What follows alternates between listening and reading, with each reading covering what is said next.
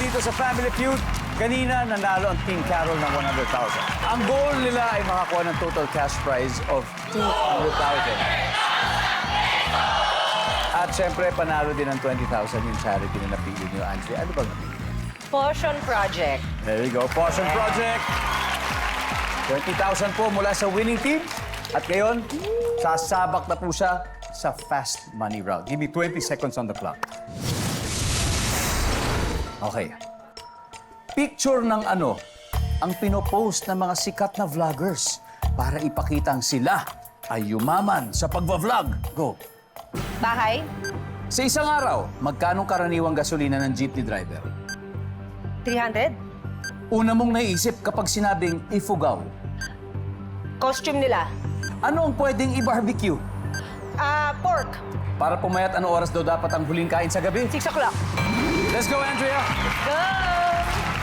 So, picture ng ano ang pinapost sa mga sikat na vlogger. Para siyempre patunayan na yumaman na sila dahil sa vlogging nila. Ano pa ba? Kung hindi bahay. Ang sabi ng survey. Top answer! Uy, mataas! Woo! Sa isang araw, magkano ay kinakargang gasolina ng jeepney driver? 300 pesos. Medyo mababa, pero baka naman meron yan. Survey? Meron. Una mong naiisip pag sinabing ifugaw. Nandyan ba ang costume niya? Yung mga bahag, di ba? Ganyan.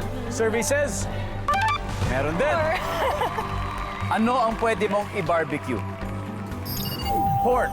Parang pork chop kanina. Survey says, yeah. Alright. Para pumayat, ano oras daw dapat huling kain sa gabi? 6 p.m. Ang sabi ng survey. There you go. Nice one. 64 to go. Balik na tayo, Andrea. Let's welcome back, Lian. Hindi na ako nakapaglakad. Lian, kinakabahan ka ba? Yes.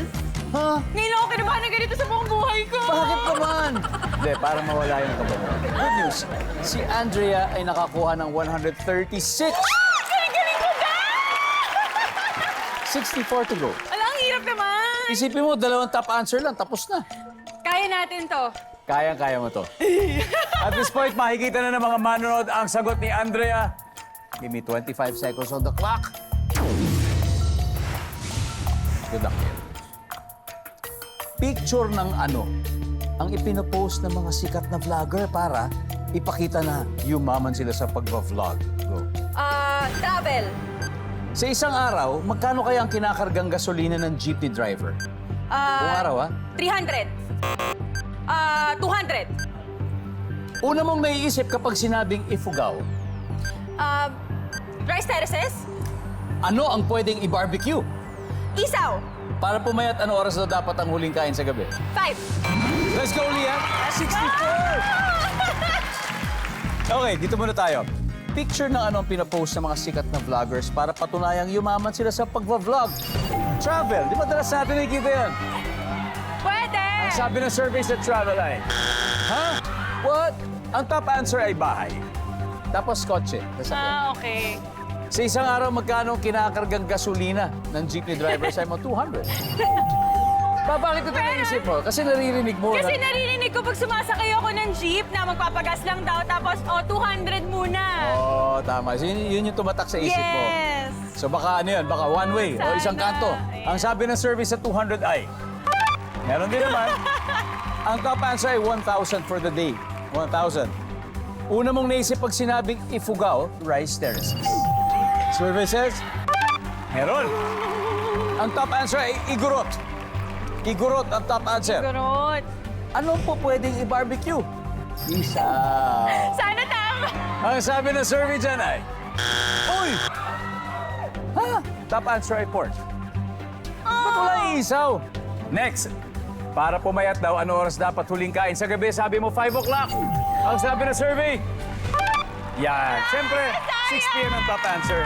It's okay. Nanalo pa rin kayo. Magpapalitson pa rin kayo bukas. Yes. Congratulations. Team Carol, mag-uwi kayo ng 100,000 pesos. Guys. Yan, would you like to invite him? Yan, ako, mga kapuso, maraming salamat po sa lahat ng nanood ng aming pilot episode! Maraming salamat po sa inyong suporta at please panoorin po ninyo ang Akusada. 4 p.m. po yan sa GMA Afternoon Pride. Yes.